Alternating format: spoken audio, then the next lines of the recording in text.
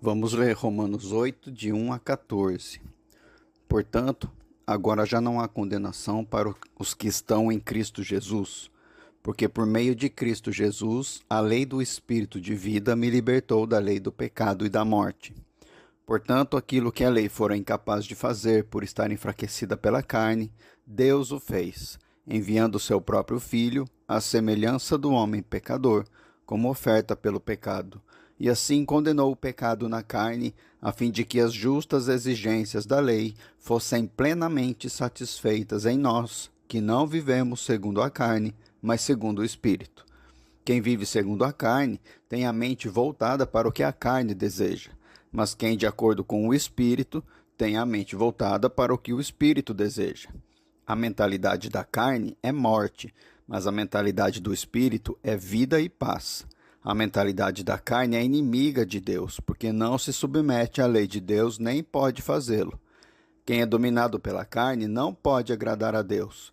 Entretanto, vocês não estão sob o domínio da carne, mas do Espírito, se de fato o Espírito de Deus habita em vocês.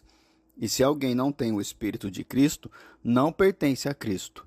Mas se Cristo está em vocês, o corpo está morto por causa do pecado, mas o Espírito está vivo por causa da justiça. E se o Espírito daquele que ressuscitou Jesus dentre os mortos habita em vocês, aquele que ressuscitou a Cristo dentre os mortos também dará vida a seus corpos mortais por meio do seu Espírito que habita em vocês. Portanto, irmãos, estamos em dívida, não para com a carne, para vivermos sujeitos a ela. Pois se vocês viverem de acordo com a carne, morrerão, mas se pelo Espírito fizerem morrer os atos do corpo, viverão, porque todos os que são guiados pelo Espírito de Deus são filhos de Deus. Esse texto mostra os dois tipos de vida que nós podemos viver: a vida antiga e a vida nova. A vida sendo dominada pelo pecado ou pelo corpo do pecado, e a vida sendo dominada pelo Espírito. Todos nós sabemos que Jesus morreu pelos nossos pecados, que a sua morte na cruz foi para que a gente fosse perdoado dos nossos pecados. Mas e o resto da vida? Como que ela tem que ser vivida? Como controlar os nossos atos? Como evitar o pecado? O fato de termos sido perdoados não nos ensina a viver. O perdão dos pecados não tem nada a ver com a vida. Tem a ver com o perdão dos pecados. Deus dá a primeira revelação. Jesus morreu pelo seu pecado. E não adianta alguém falar isso para alguém. A pessoa só entende quando o Espírito revela. Porque quando o Espírito revela, ele foca no pecado da pessoa. Jesus morreu pelo meu pecado? Sério? Sim, para você ser perdoado. Quando o Espírito revela, a pessoa crê. E ela tem uma verdade absoluta na vida dela. A partir daí, ela sabe que ela é perdoada. E o resto? Como é que vive o resto? Precisa ter uma nova revelação de como viver. Porque enquanto a gente não tem, a gente tenta. Nós tentamos e não conseguimos muito bem. Por isso que tudo que eu falei sobre viver a vida cristã, você tentou já. Ou tenta ainda. Você ora, não ora? Você tenta ser honesto, não tenta? Você tenta agradar a Deus de alguma forma. Você pensa que precisa voltar ao primeiro amor, se já teve? Você crê que faz muito pouco para Deus? É você tentando. No meio disso você peca um pouquinho aqui, ou muito ali, e aí é perdoado, depois peca de novo e é perdoado, e peca de novo e é perdoado, todo dia. Aí vem para o culto e fala: agora, irmãos, é hora de você se acertar com Deus, vamos fazer uma análise, vamos pedir perdão dos nossos pecados. Uma vez por semana. Essa é a vida em Cristo? Ou quando você participa da ceia, que a Bíblia fala para a gente examinar-se a si mesmo, para não tomar parte da ceia indignamente, aí você se prostra, sozinho ali, se examina, vê que não consegue. E por não conseguir, você entra no mérito do esforço próprio e não toma a ceia, porque você falha em cumprir. Quem não falha? E aí alguém pergunta para você, e você com certeza respondeu aqui na igreja hoje já, e faz 30 minutos que a gente começou o culto: tudo bem? Tudo bem. Mentira, não está tudo bem. Nós não vivemos em Cristo, não está tudo bem. Nós tentamos viver, e tentar não é tudo bem. Está tudo uma porcaria, está tudo estragado, está tudo na carne, tudo em pecado, tudo colhendo morte, não tem nada no espírito. É nós tentando e falhando, e tentando e falhando, e a gente acaba, depois que passa a emoção da salvação, quando Deus revela que é perdoado, nós ficamos empolgados semanas, meses, e aí passa a empolgação. E aí, agora? Estou perdoado, e agora? O que eu faço? Para onde que eu vou? Como é que eu vivo? A gente vai para onde? Para a tentativa. Você lê a Bíblia e fala: ore sem cessar. Duvido você orar sem cessar. Está na Bíblia. Aí o que você faz? Desiste. E aí ora de vez em quando, tentando se aproximar um pouquinho mais daquilo. A sua consciência traz culpa, porque você não ora sem cessar, porque você não tem mérito, mas demérito. E aí você fica com a consciência pesada, e aí você vai se afastando de Deus por culpa, porque você não ora sem cessar. E já que você não cumpre um versículo, o que adianta eu cumprir o resto? E aí nós entramos nesse ciclo vicioso, monótono, de tentar, errar, pecar e pedir perdão. E erra de novo, tenta de novo, cai de novo e pede perdão de novo, o tempo todo. Isso não é viver em Cristo. E eu vou falar uma verdade: é mais fácil você viver sem fé, porque você anda na sua vida sem fé, anda no erro, mas anda, do que você ser salvo, nascer de novo, receber a fé, querer viver pela fé e engatinhar o tempo todo. Nós não fomos feitos para viver engatinhando, mas os crentes andam de joelhos engatinhando como bebês na fé, se esforçando para serem bons cristãos. Por quê? Porque só tem 50% do evangelho, o evangelho do perdão, não tem o evangelho da vida. Aí com o evangelho do perdão nós voltamos para a nossa carne, para fazer o que ela acha que é certo e errado, em cima do que a letra da Bíblia fala, e não em cima do que o Espírito revela sobre a Bíblia. Com 50% do evangelho, nós voltamos para a nossa independência e para o nosso esforço próprio. E aí nós tentamos alcançar a vida que Deus prometeu, que está na Bíblia, e que nós lemos, e que nós não conseguimos alcançar, mas nós tentamos no nosso esforço próprio. Quem sabe agora, se eu der dízimo, para de vir o devorador. Quem sabe, se eu der dízimo, Deus vai me abençoar. Quem sabe, se eu confiar em Deus, Ele vai me dar o que eu estou precisando. Quem sabe, se eu não agredir o cara ou a pessoa que está me atacando, mas eu amá-lo, Deus vai me abençoar. Quem sabe até pune o cara no meu lugar, quem sabe? E a gente não consegue desfrutar das promessas, das vitórias, da vida abundante. E aí a gente tem uma conclusão: que a nossa vida terrena, ela é cheia de lutas e cheia de derrotas, e que a gente só vai ter a vitória plena na eternidade. Há um descanso para o povo de Deus. Hebreus.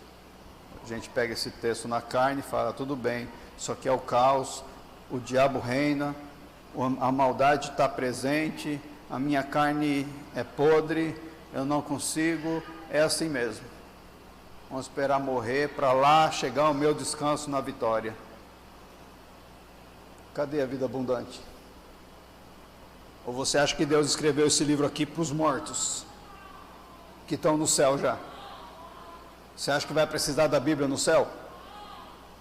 Tem Bíblia no céu? A Bíblia é um escrito de papel, feito por humanos, na linguagem nossa, com tinta. Quando você morrer, você não vai ler mais. Precisa ler ela aqui. Então o que está escrito aqui é para hoje, não é para o céu. As promessas são para hoje, aqui e agora. A vida abundante é para hoje. Qual é o problema? O problema é que a primeira metade do Evangelho, que fala do perdão dos pecados. Pecados, no plural. E está certo, é metade do Evangelho, é verdadeiro. Cristo morreu para nós termos o perdão dos nossos pecados. Então tudo que eu fiz de besteira hoje, se eu pedir perdão, Deus dá o perdão em nome de Jesus para mim, se eu me arrepender dele. Eu me arrependo, corrijo o meu caminho, peço perdão, recebo, em nome de Jesus, porque estou prostrado em arrependimento. 50% do Evangelho. Tudo que eu fizer amanhã, mesma coisa. Tudo que eu fiz a semana inteira, mesma coisa. Na cruz de Cristo, todos os meus pecados estão perdoados, apagados. É só eu pedir perdão, arrependido. Deus apaga todas as minhas ofensas contra Ele, que eu fiz, faço e farei, porque Jesus morreu por isso.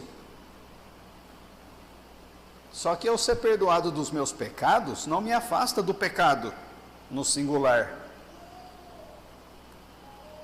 Porque o pecado no singular habita em mim. É a raiz dos pecados. É a árvore maldita que gera os frutos. Porque quando eu fico com ódio de alguém, o ódio saiu da minha raiz. E o fruto vai ser talvez num soco na cara do infeliz. O infeliz viu o soco. Deus viu o soco e o meu coração cheio de ódio. Aí eu peço perdão para Deus pelo soco, falando que Jesus morreu pelos meus pecados na cruz. E Deus fala: você tem o perdão dos seus atos, mas o seu coração ainda está podre por causa do pecado. Porque os pecados são fruto do pecado. Olha o que Paulo diz em Romanos 7,17. Não sou mais eu quem o faz, mas o pecado que habita em mim. Leia Romanos 7 inteiro depois e entenda: o pecado habita em nós. O mal que nós fazemos é o pecado que faz a gente fazer, porque ele é um poder, é uma força que se rebela contra Deus para produzir pecados como fruto. Enquanto o pecado estiver no centro do nosso ser, nós vamos continuar gerando os seus frutos. E você pode até obter o perdão dos seus pecados, que você não vai acabar com essa fonte maldita. Então, se você vive com 50% do Evangelho, você está tendo que colher os pecados de uma árvore que não para de dar fruto. Você vai fazer isso a vida toda e não vai se livrar da causa. E aí você vê as promessas bíblicas sendo claras, mas você não experimenta elas. E aí você acaba achando que elas são para outra época, para outras pessoas. E aí você percebe que por ser para outra época, você fala: tudo bem, é só para o céu. Qual é a solução então que você chega? Depois que eu morrer, terei. Não tenho saúde aqui, na glória terei. Mas a promessa é de vida abundante aqui.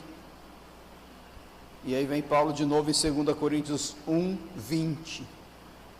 E diz que quantas forem as promessas feitas por Deus, tantas tem em Cristo o sim. Por isso, por meio dele, o amém é pronunciado por nós para a glória de Deus. Eu vou ler de novo o tempo verbal. Quantas forem as promessas feitas por Deus, tantas terão em Cristo o sim? Terão? Não, tem. não é no futuro, não. As promessas são para agora. O sim de Deus é para agora. Se eu preciso morrer para ir para o céu, para ter a vida abundante, mas as promessas são para agora, qual é a solução? Morra agora. Tem que morrer. Morra aqui agora, para as promessas do aqui e agora serem suas. Mas como é que eu morro e continuo vivo? O que é estar morto? Você já morreu? Quem já morreu? Quem já morreu sabe que morreu. Você sabe? Ou você está vivinho ainda? Quando é que a gente morre? Como que é essa morte? Tudo é na cruz de Cristo. O quando, o como, é tudo ali. A forma e o evento. Como nós morremos e o lugar. Quando Jesus perfeito, santo, derramou seu sangue na cruz, ele morreu por nós. E eu falei uma palavra que você está tão acostumado a ouvir que você não percebeu. Por. Jesus morreu por você. Ele morreu no seu lugar, para você ser perdoado. O sangue dele foi derramado no lugar do seu, para você receber o perdão. Olha o que diz Hebreus 9:13. Se o sangue de bodes e touros e as cinzas de uma novilha espalhadas sobre os que estão cerimonialmente impuros os santificam de forma que se tornam exteriormente puros, quanto mais então o sangue de Cristo, que pelo Espírito eterno se ofereceu de forma imaculada, perfeita, pura, a Deus, purificará a nossa consciência de atos que levam à morte, de modo que sirvamos ao Deus vivo. O sangue de animais era derramado para a purificação externa daquelas pessoas que ofereciam sacrifícios. Não mudava o seu coração, era externo, mas era o sangue derramado que comprava mais um tempo de misericórdia, porque o sangue é o preço da dívida de morte que nós temos quando pecamos. Sangue tem que ser derramado para haver justiça. O preço de quebrar a lei de Deus é a morte, porque Ele é a vida, e o preço que o humano paga é o sangue. Sangue tem o símbolo da vida. Perda de sangue é igual à morte. Deus exige a morte, exige o sangue, mas Ele é misericordioso e permite que o sangue de animais sejam colocados no lugar. Em vez da pessoa derramar todo o seu sangue, é um animal que derrama, e a pessoa continua podre, matando o inocente do animal toda vez que faz sacrifício. Chega, seus hipócritas, humanos hipócritas, que ficam matando os animais inocentes por causa do seu pecado, que gera os seus pecados, e vocês não mudam. Chega, a partir de agora vou resolver, vou mandar meu filho perfeito como o último sacrifício, que não vai ser um animal, vai ser semelhante a você, para assumir o seu lugar, derramar o seu sangue puro e perfeito, imaculado, para que esse sangue restaure o que foi quebrado, definitivamente, para parar com essa bagunça de derramar sangue inocente de animais. Jesus veio e restaurou a lei de Deus que foi quebrada. A reconciliação aconteceu. A inimizade da humanidade com Deus foi desfeita. A aproximação foi restabelecida. E agora nós podemos nos achegar a Deus. Como? Por meio de Jesus. Seguindo o caminho que é Jesus. Num caminho novo aberto por Ele. Um novo e vivo caminho. Ele conquistou isso por você, para você não precisar mais derramar o seu sangue. É o sangue dele que você usa para ter o perdão dos pecados. Você crê nisso? Se você crê nisso, você tem a revelação de 50% do Evangelho. Foi por mim.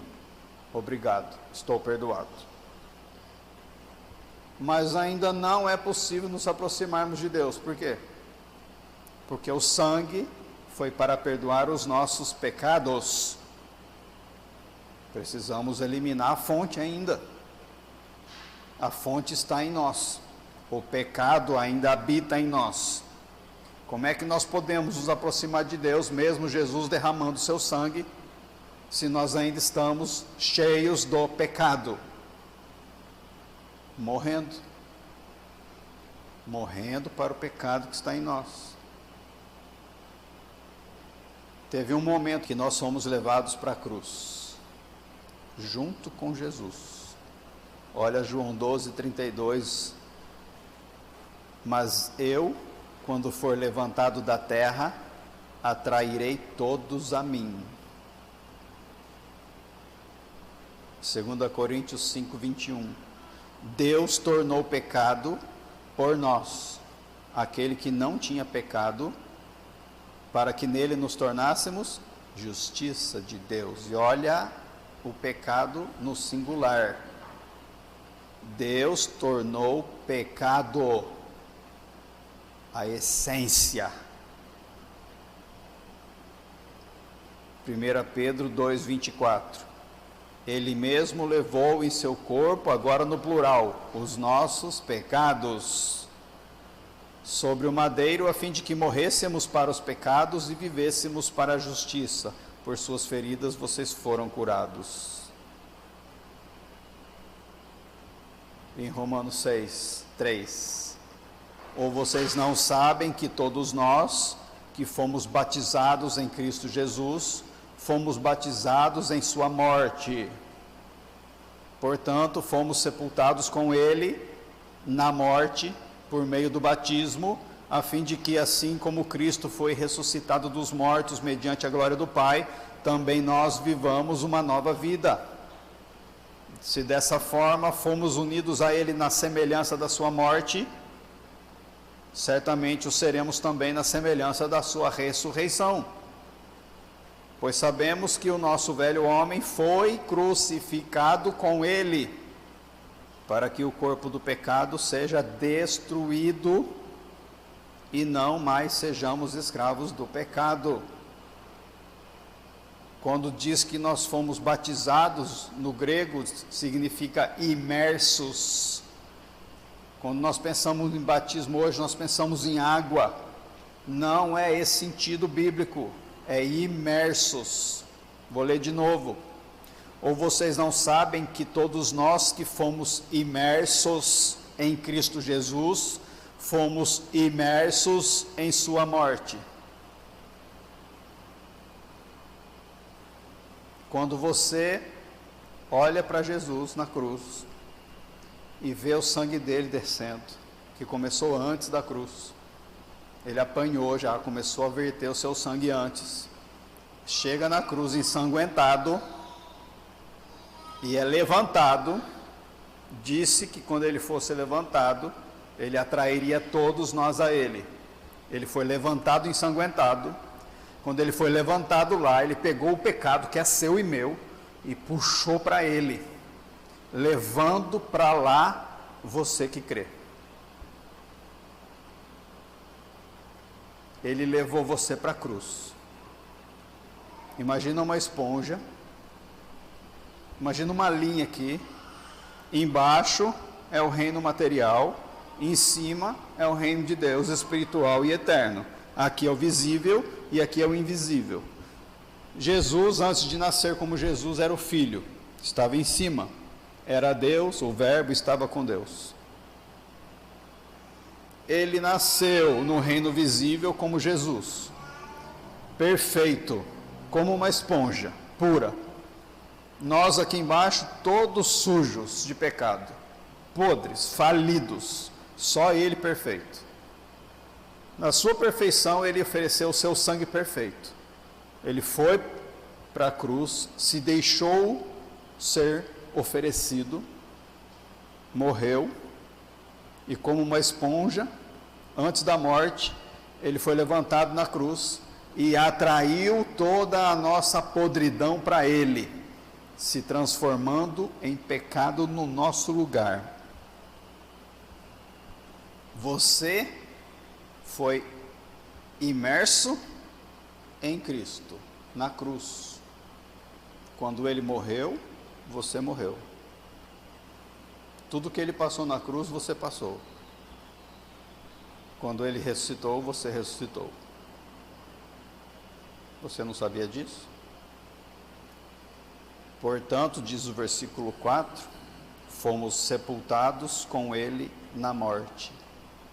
E em Efésios 2,6 diz, Deus nos ressuscitou com Cristo e com ele nos fez assentar nos lugares celestiais em Cristo Jesus.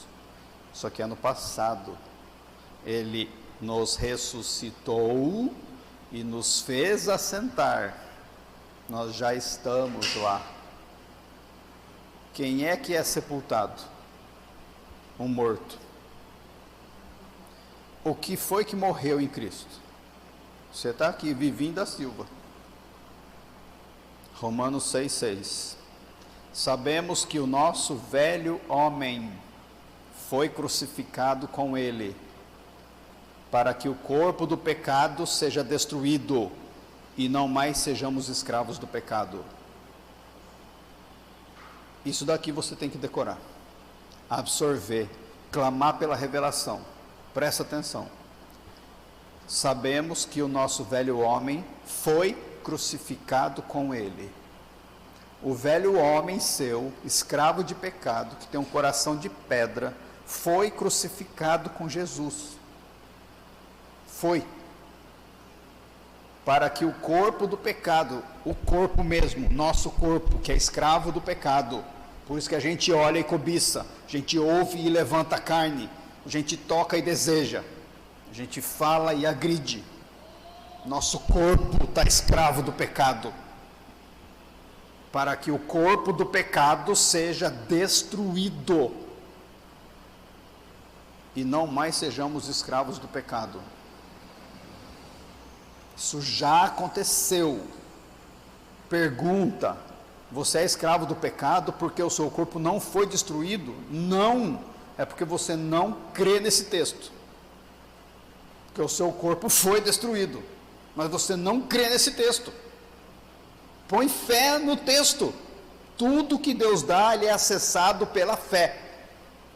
Quando você pôr fé no texto, sua carne vai ler o texto e vai voltar para o cumprimento no esforço próprio.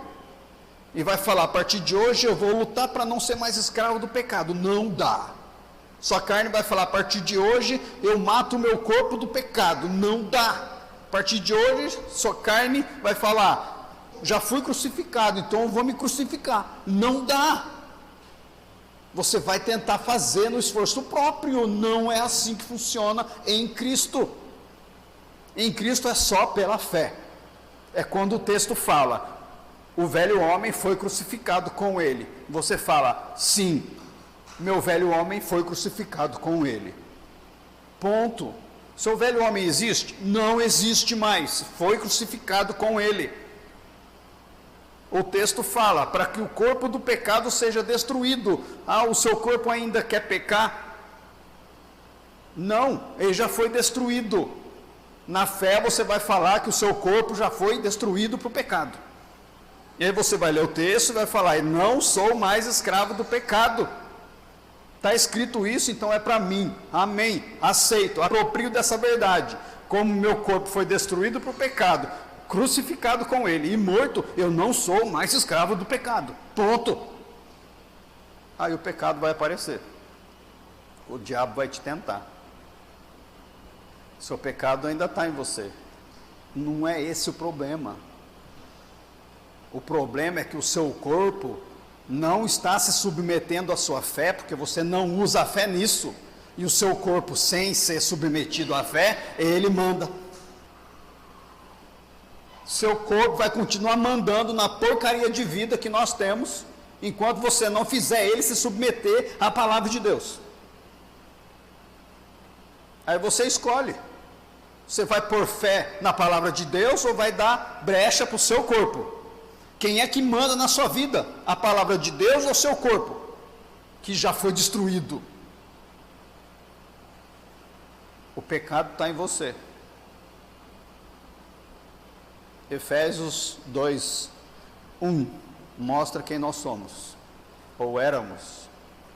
Vocês estavam mortos em suas transgressões e pecados, mortos aqui no sentido de afastados de Deus, nos quais costumavam viver quando seguiam a presente ordem deste mundo e o príncipe do poder do ar, o espírito que agora está atuando nos que vivem na desobediência. Anteriormente, todos nós também vivíamos entre eles, satisfazendo as vontades da nossa carne, seguindo seus desejos e pensamentos. Como os outros, éramos, por natureza, merecedores da ira. Nós vivíamos assim. Nós tínhamos uma fonte dentro de nós, o pecado, o corpo do pecado. A fonte era o pecado e ele dominava sobre o nosso corpo. O nosso corpo simplesmente era escravo e não conseguia resistir e pecava. Essa fonte precisava ser destruída. E não adianta você tentar cortar uma roupa nova para remendar uma roupa velha. Ninguém faz isso. Você troca a roupa. Compra uma roupa nova inteira e joga a roupa velha fora. Eu estou tentando tirar um monte de matinho que cresceu no gramado da hamburgueria. Eu estava só arrancando as folhinhas redondinhas. Aí depois eu percebi que as folhinhas, o caule delas cresce por baixo da grama e se enraiza longe das folhinhas. Aí eu começava a puxar tudo para tentar arrancar tudo. E eu arrancava até no talo ali, mas eu não arrancava a raiz. Está crescendo de novo. Perdi um mês de trabalho. Há uma semana eu entendi. Eu tenho que seguir os ramos até achar a raiz. Aí eu tenho que cavar em volta e puxar para tirar a raiz. Aí não vai crescer mais. O corpo do pecado tem que ser arrancado pela raiz. Não adianta tratar dos frutos. Cristo pegou na cruz a raiz, o pecado. Ele não pegou os frutos. E a nossa raiz de pecado é tão profunda, que a operação é muito dolorosa. Eu estou com o dedo dolorido de tanto fazer força para arrancar as plantinhas. E aí Deus me ensinou uma lição quando eu estudava isso. Imagina que o jardim da hamburgueria é você. E que eu sou o Espírito arrancando o pecado da sua vida. Pecado não, o corpo escravo do pecado. Eu imagino o quanto deve doer para aquele gramado passar pelo que eu estou fazendo com ele. Porque eu faço muita força para arrancar essas raízes. Por um período de tempo muito longo, porque são muitas raízes. Imagina Deus fazendo isso no nosso coração, no mais profundo do nosso ser. Ele não vai mexer com a sua língua, com o seu olho, com o seu braço, com o seu bolso. Ele não vai mexer com o que é externo, ele vai no coração arrancar a raiz. Você acha que ele vai perder tempo falando para você ser honesto e falar a verdade para o próximo? Você acha que ele vai perder tempo escrevendo na Bíblia e está escrito para falar para você pagar o mal com bem e não o mal com mal? Põe a lei na ordem dela. Isso daqui é a última coisa que acontece depois que a raiz é arrancada. Deus quer entrar na raiz primeiro. Eu preciso de uma cura física. Tá, mas como é que está a sua raiz? Tem certeza que essa doença não é com causas espirituais? Tem certeza? Quem tem certeza? Se você tem qualquer problema de saúde, tem certeza que é físico? Tem certeza? Você deixa arrancar teu braço apostando nisso. Tenho certeza que está tudo certo no meu espírito e que a minha doença e a minha dor não é espiritual. Se não tem certeza, entra no espírito. Deixa ele arrancar. Abre. Deixa ele entrar e ir lá, no mais fundo do seu ser, e mexer lá. Porque pode ser que resolva a sua doença. Se não resolver, não sou eu que vou julgar. Se entenda com ele. Mas você tem que ir lá primeiro, para você parar de produzir esses frutos de pecados. O velho homem, traduzindo, é o coração habitado e escravizado pelo pecado. É o corpo habitado e escravizado pelo pecado. E Deus crucificou esse corpo. É um corpo espiritual. É a nossa essência. E Ele nos deu, como diz Ezequiel 36, 26, um novo coração. Darei a vocês um coração novo e porei um espírito novo em vocês. Tirarei de vocês o coração de pedra e lhes darei um coração de carne. É um transplante. Ah, é. Quem tem medo de cirurgia? Quem tem medo de cirurgia do coração? Quem tem medo de cirurgia do coração espiritual? Deus vai arregaçar o seu peito para tirar o seu coração. É o coração, não é uma verruga. Tirarei o coração de pedra. Colocarei e darei um coração de carne. Sabe o que quer dizer isso? Que o nosso coraçãozinho espiritual, que é a junção da nossa alma com o nosso espírito, ele está preso, enraizado no pecado, como se fosse um núcleo preto de vida não, vivo, que gera morte, funcionando dentro da gente o tempo todo, e vai ficar aqui. O pecado está aqui e está conectado no seu coração de pedra. E o seu coração de pedra é escravo dele, é uma marionete. É isso que reina sobre a sua vida, porque o seu coração é de pedra, ele é duro, ele não consegue se mover e muito menos ouvir Deus. O que Deus faz? Ele entra na sua vida, arranca esse coração de pedra, rompe essa conexão com o pecado, faz esse corpo inteiro morrer para o pecado que ainda está ali e te dá um coração novo voltado para cima, que agora é de carne, que bate para receber vida e está conectado no espírito. E depois de dar essa nova capacitação, esse novo meio, ele continua a promessa. Porei o meu espírito em vocês e os levarei a agirem segundo os meus decretos e a obedecerem fielmente as minhas leis. Não adianta ter só um coração de carne, tem que ter o espírito. Não é só ter um coração mole para ouvir Deus, tem que ser no espírito. E Efésios 4, 24. A revestir-se do novo homem, criado para ser semelhante a Deus em justiça e em santidade, provenientes da verdade. É um coração novo, semelhante a Deus, em justiça e em santidade. Antes estávamos mortos em nossas transgressões e pecados, mas não estamos mais. Éramos filhos da desobediência, não somos mais. Expressávamos os desejos do nosso pai espiritual Satanás, não é mais o nosso pai. Éramos filhos da ira, não somos mais. Quando que isso aconteceu? Quando você morreu. Quando o seu corpo escravizado morreu, foi crucificado, foi destruído. 2000 anos atrás. Não sabia? Que você foi crucificado 2000 anos atrás? Você não sabia? Nós não precisamos ser crucificados fisicamente, Jesus já foi. E na sua crucificação física, espiritualmente, ele destruiu o pecado. O seu pecado que você herdou de Adão.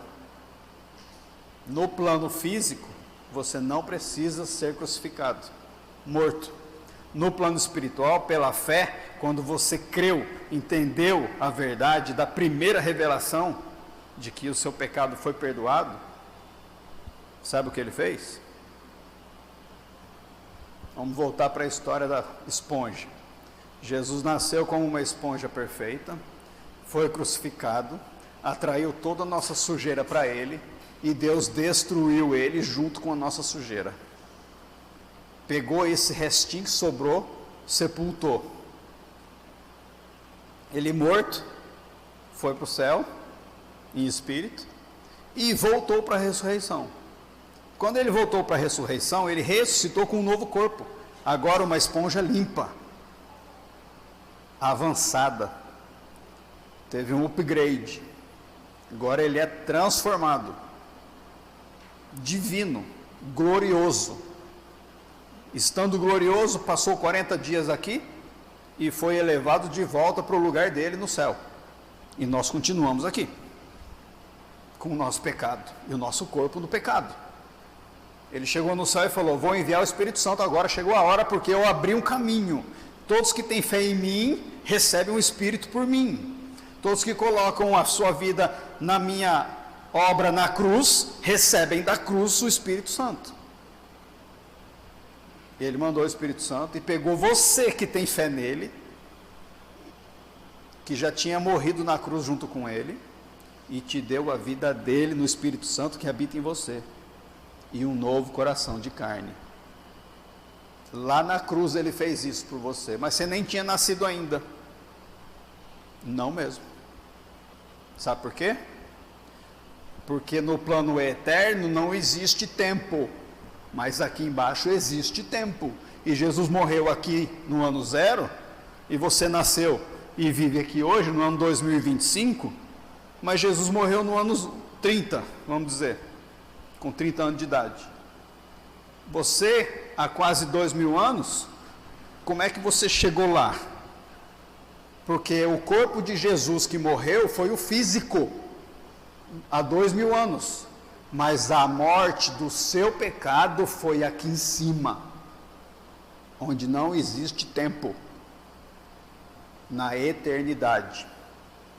Na eternidade, para trás e para frente, sem tempo. Sem tempo. Aqui é o agora, aqui é o hoje. Aqui tem ontem, hoje e amanhã. Aqui é só agora, onde ele fala: eu sou, não fui nem serei, eu sou, o tempo todo, agora eu sou. No agora, a prova está em Apocalipse 13:8, diz que todos os habitantes da terra adorarão a besta, a saber, todos aqueles que não tiveram seus nomes escritos no livro da vida do Cordeiro, que foi morto antes da criação do mundo. Agora eu vou bugar sua mente. A verdade bíblica e divina é que antes de Deus criar a humanidade e o mundo, o Cordeiro já tinha sido morto. Está escrito aqui. O Cordeiro que foi morto desde a criação do mundo. Deus já tinha tudo feito, porque Ele é eterno. Jesus não ficou sabendo no céu: ó, seguinte, meu filho, a gente criou, eles pecaram, caíram, se afastaram, vai chegar uma hora que você vai ter que ir lá e vai resolver. Aí Jesus coçou a cabeça: e tudo bem, eu aceito, porque eu amo eles, vou me preparar psicologicamente. Aí chegou na hora, Jesus foi lá, alongou: vou nascer, manda os anjos na minha frente para preparar, porque vai ser o caos, mas eu vou encarar. Não. Ele já sabia.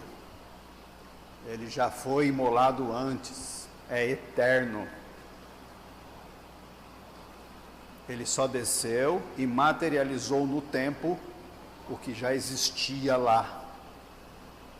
E agora você, 2000 anos depois, pela fé, mudou de plano, passando para cima, entrando na eternidade e morrendo junto com ele, na eternidade. Quando ele morreu na cruz há 2000 anos, ele estava aqui em cima, no mesmo lugar que você está hoje. Entendeu? A cruz tem dois sentidos, então. Primeiro, o sangue dele foi derramado por nós para perdão dos nossos pecados. Segundo, o corpo de Jesus foi destruído junto com o seu, para que o seu corpo escravo fosse destruído e um novo corpo fosse te dado. Hoje você tem um novo coração, um novo homem, um novo corpo que não está conectado no pecado. Para de ouvir esse pecado. Para de ouvir. Não volta para baixo. Seu coração ele é voltado para cima. Volte-se para cima. Vem para cá e leia. E clame para que ele viva isso em você. Porque vem de cima. Tudo vem de cima. O coração veio de cima, é voltado para cima, a palavra vem de cima, espírito vem de cima, capacitação vem de cima, poder vem de cima, palavra vem de cima, ação também. Tudo vem de cima, não adianta a gente tentar. Pode parecer que você não morreu. Você sente a mesma coisa, pensa a mesma coisa, tem o mesmo corpo, mas você morreu. Não é mais o mesmo. No plano invisível e eterno, Deus fez um transplante na sua vida. E você é capacitado a produzir uma qualidade de vida diferente do que tudo que o mundo já viu. Luz na escuridão. Doador no meio do egoísmo. Desejável. Por isso que o nosso texto de Romanos 8, versículo 5, terminando, diz que quem vive segundo a carne tem a mente voltada para o que a carne deseja, mas quem de acordo com o Espírito tem a mente voltada para o que o Espírito deseja. A mentalidade da carne é morte, mas a mentalidade do Espírito é vida e paz. A mentalidade da carne é inimiga de Deus, porque não se submete à lei de Deus, nem pode fazê-lo, que é voltada para baixo. Quem é dominado pela carne não pode agradar a Deus. Entretanto, vocês não estão sob o domínio da carne, mas do Espírito, se de fato o Espírito de Deus habita em vocês. E se alguém não tem o Espírito de Cristo, não pertence a Cristo. Mas se Cristo está em vocês, o corpo está morto por causa do pecado, mas o Espírito está vivo por causa da justiça. E se o Espírito daquele que ressuscitou Jesus dentre os mortos habita em vocês, aquele que ressuscitou a Cristo dentre os mortos, também dará a vida a seus corpos mortais, por meio do seu Espírito que habita em vocês. A outra metade, os 50% do Evangelho, passa além do perdão, passa a ser a vida, as promessas, a abundância. Até os nossos corpos mortais são vivificados. Tudo muda. Se você viver 100% do Evangelho. Teve a revelação? Hoje?